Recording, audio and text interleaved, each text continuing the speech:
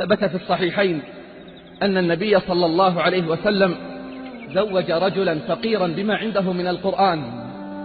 فمن يسن هذه السنة الحسنة اليوم فينا الآن؟ أين من يزوج الصالح؟ أين من يبحث لابنته عن ذلك الشاب التقي النقي فيعطيها ويسلمها إليه؟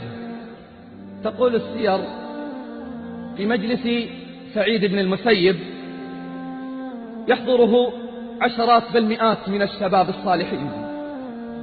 انقطع شاب من الشباب عن الحضور يوما، فلما حضر بعد أيام سأله سعيد: أين كنت يا أبا وداعة؟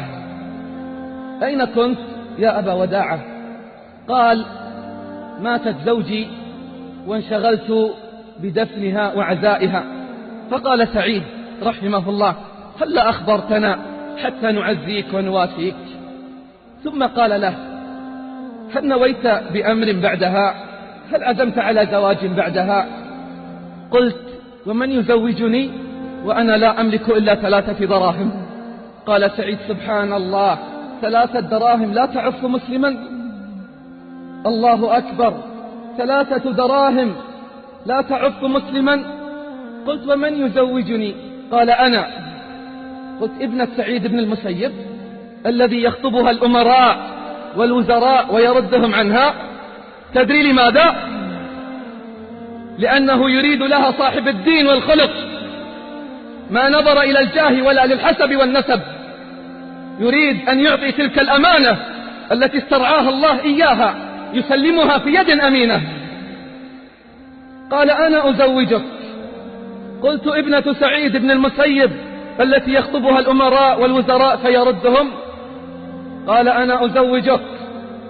فدعا من كان في ناحية المسجد، ثم قال: الحمد لله، وأثنى على الله، ثم قال: زوجنا فلانا من فلانة على 2 درهم، زوجنا فلانا على فلانة ب2 درهم. ثم العقد. طرت من الفرح. ابنة سعيد ذهبت إلى داري وأنا أطير من شدة الفرح. دخلت وكان الوقت ساعة مغيب الشمس، كنت صائما، أخرجت خلا وخبزا أريد الإفطار، فإذا بطارق يطرق الباب، قلت: من؟ قال: سعيد. فجاء على بالي كل سعيد إلا سعيد بن المسيب، فما رؤي منذ 40 سنة إلا بين بيته والمسجد. الله أكبر، منذ 40 سنة ما رؤي إلا بين بيته والمسجد، ما فاتته تكبيرة الإحرام 40 سنة.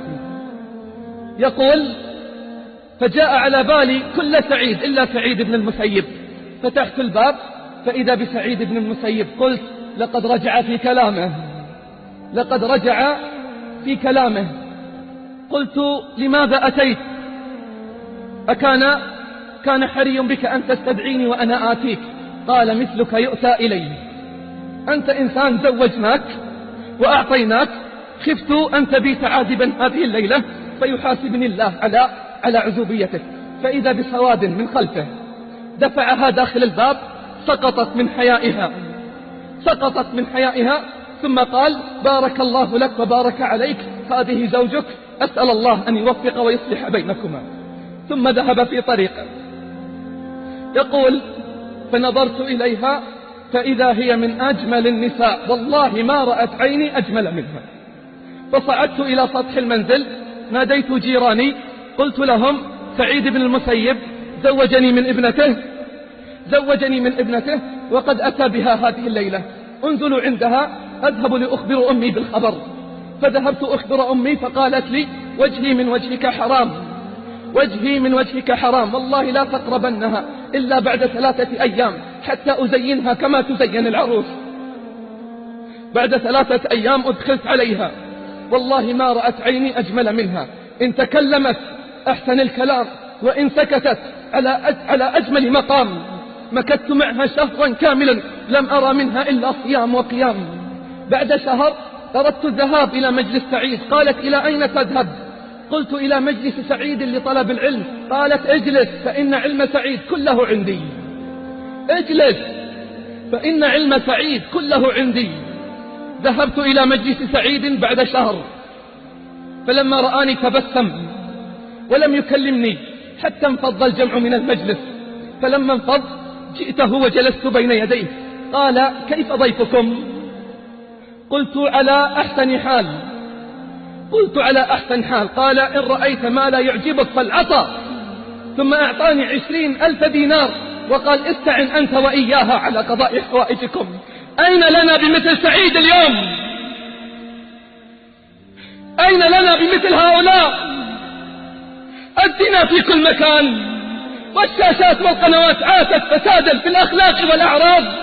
أعراضنا تنتهك، شبابنا لا يجدون ما يسد حاجتهم، وفتياتنا في الأسواق كاسيات عاريات، ونحن نقول عشرات الآلاف من الريالات. اتقوا الله عباد الله، يسروا أمور الزواج، يسروا أمور الزواج، احفظوا المجتمع من الفواحش والمنكرات. ولن يكون هذا إلا إذا سرنا على المنهج الرباني والمنهج النبوي الصحيح. ما زوج بناته ولا تزوج أمهات المؤمنين بأكثر من 500 درهم، فلماذا مثل هذا عباد الله؟ اللهم يسر للشباب، واحفظ الفتيات، واحفظ الفتيات وحصن فروجهن.